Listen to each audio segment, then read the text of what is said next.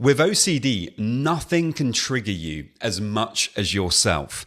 Now, that might sound a bit controversial. Of course, when we're struggling with different themes in OCD, we get very, very triggered by those particular things. If you're struggling with contamination, obviously the idea of something being dirty or unclean in some way can feel really awful, or maybe you're intimidated by leaving the kind of door unlocked, or maybe you get very, very obsessed about the oven, and it feels like these external things are the most important things. That if we control those things, if we learn to kind of never touch anything dirty, or make sure that everything is clean, or make sure that all of the doors are locked, all of the windows are closed in our place, that the oven, that we spend 20 minutes checking the oven to make sure that it's definitely locked, and it's definitely not on, and there's not going to be a problem with that. When we take that kind of mindset, unfortunately, what we're doing is we're giving away our power. We're allowing external things to cause us a lot of anxiety and a lot of fear. The reality is, though, that the main thing that is causing us the problem is our response to these things. It isn't actually objectively these things that are the problem. The problem is how we respond to those things. If we respond to those things with horrendous anxiety, with pushing away, with having to have certainty, really that is coming from us. It's not objectively coming from the thing that we fear.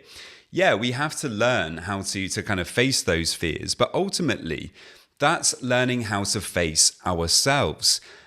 Really, at the heart of OCD is this kind of story and narrative that we tell ourselves. We've convinced ourselves that we're not able to face uncertainty and fear and discomfort, that for whatever reason, when these particular things come up, we get stuck and we're not able to move forward with our lives. If you relate to this, I do now have a 12-week program to help you to break free from OCD. It's based upon my own personal experiences of struggling with these things for many years, as well as now having helped hundreds of people to break free.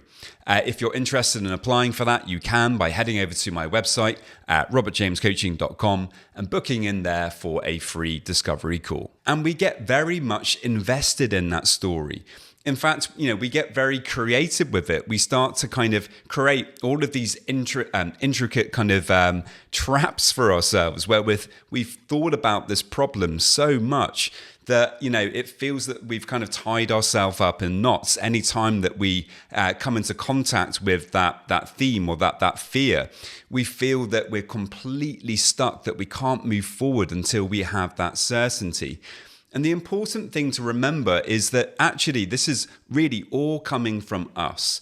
When we learn to kind of take control of the situation by learning how to feel fear, this is really the most important thing in OCD. It's not necessarily about the particular themes that you struggle with.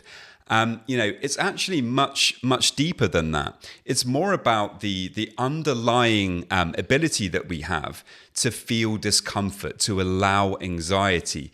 When we are, telling ourselves that we can't do these things all the time, well, we're talking ourselves out of it. We're persuading ourselves that we can't do it. The reality is often very difficult, that you do have this ability to allow anxiety and uncertainty.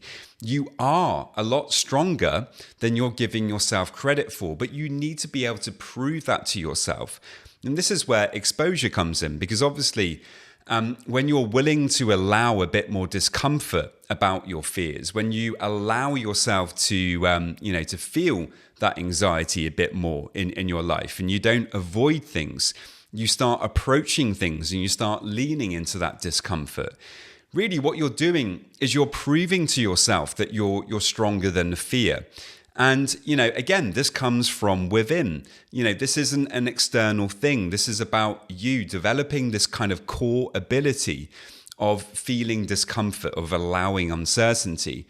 And actually, I think it's important to say as well that, anything that you do that is really about learning to allow a little bit more discomfort into your life is going to be beneficial in terms of allowing that anxiety to be there, to kind of lean into things. So, anytime that you do anything difficult in your life that, maybe you feel embarrassed about, or that's hard for you to do in some way, something that brings up a little bit of anxiety, all of these things can be beneficial, whether they're related to your particular theme or not. And so this is a really important concept, realizing that, OCD is not the boss. The themes are not the boss. Actually, the fear is coming from within. It's coming from us.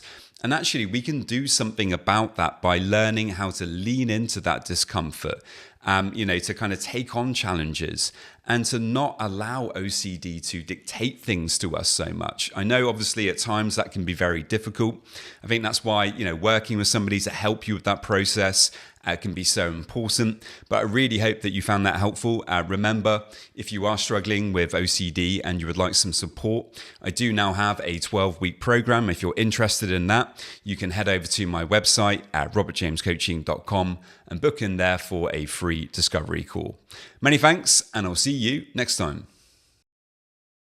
This video is for education only. It's not therapy or medical advice. If you're struggling, please speak with a licensed mental health professional.